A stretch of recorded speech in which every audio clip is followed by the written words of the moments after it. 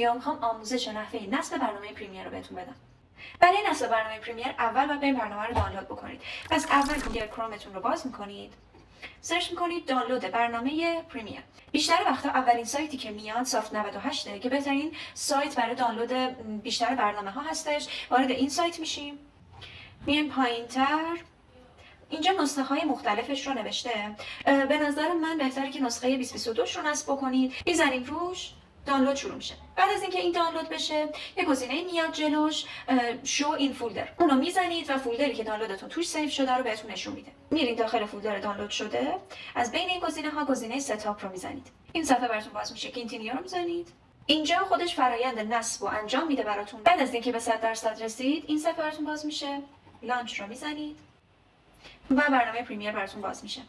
برای آموزش بیشتر برنامه پریمیر و بقیه برنامه‌های ادیت کانال رو سابسکرایب بکنید و ویدیو رو مرسی.